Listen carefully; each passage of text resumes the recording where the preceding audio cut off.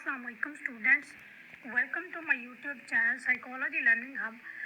आज हम लोग एजुकेशनल साइकोलॉजी का लेसन नंबर 42 पढ़ेंगे। स्टैंडर्डाइज्ड टेस्टिंग 3 पार्ट है, इसका थर्ड पार्ट है। इस लेसन में पहले हम पढ़ेंगे कि टेस्ट की तैयारी कैसे करें और दूसरा हम पढ़ेंगे कि पोर्टफोलियो क्या है इसका। पहला जो है हम प्रीपेयरिंग फॉर द टेस्ट, यानी एग्ज़ाम में अच्छा स्कोर कैसे लेकर आएँ, इसके लिए प्रिपेयर कैसे हों। रिसर्च कहती है कि जो बच्चा टेस्ट की प्रॉपर तैयारी करते हैं वो ज़्यादा मार्क्स लेते हैं। इसके 11 तरीके बताए गए हैं। पहला, फेमिलियरिटी विद सब्जेक्ट, यानी बच्चे को पता हो सब्जेक्ट में क्या पढ़ना है, तो उससे फेमिलियर होगा तो वो अच्छे तरीके से उसको प्रिपेयर करके पढ़ेगा। यानी सब्जेक्ट और मटेरियल से पहले ही वाकिफ़ हो।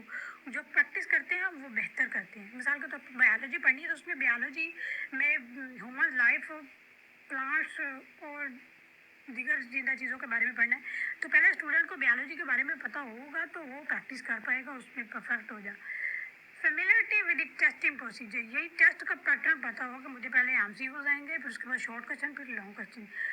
एमसीक्यूज है या ऐसे टाइम कितना है, इससे घबराहट कम होती है, उससे पता होता है कि टेस्ट में क्या ज्ञान है। एक्सपीरियंस विद स्टैंडर्डाइज्ड टेस्ट, यानी जितने ज़्यादा मॉक टेस्ट दोगे उतना ही अच्छा परफॉर्म करोगे।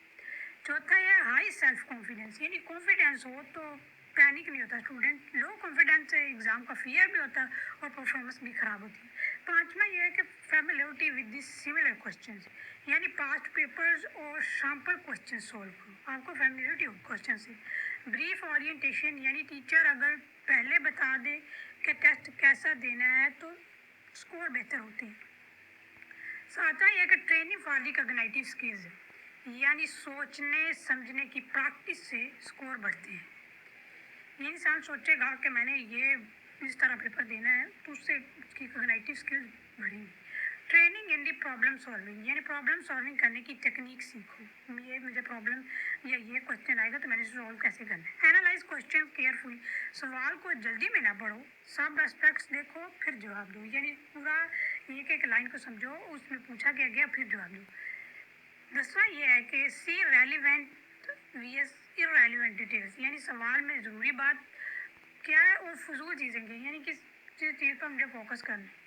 और 11th वाली ये इवॉइड इम्पल्सिव आंसर, फिर रीचेक करो, यानी जल्दी में आंसर ना लिखो और आखिर में पेपर को चेक करो। पोर्टफोलियो, यानी अपने काम का फोल्डर। पोर्टफोलियो क्या है कि ये स्टूडेंट के काम की सिस्टमेटिक कलेक्शन है, सिर्फ फाइनल रिजल्ट नहीं बल्कि प्रोग्रेस भी देखते हैं। पोर्टफोलियो क्या है, क्या होता है? Written work, drawings, graphs, photos, peer comments, audio video, lab reports, self reflection, कुछ भी जो लर्निंग प्रूव करे इसे पोर्टफोलियो कहते हैं। पोर्टफोलियो बनाने के 5 स्टेप्स हैं।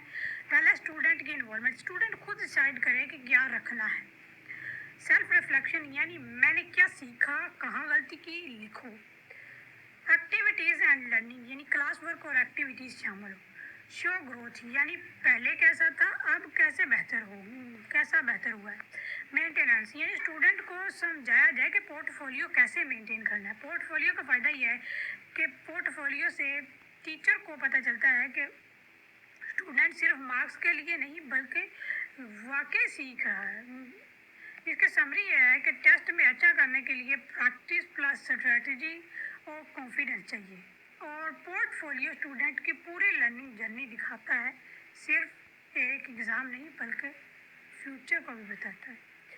ये था हमारा लेक्चर नंबर 42। मिलते हैं नेक्स्ट लेक्चर में। Till then take care and अल्लाह हाफ़िज़।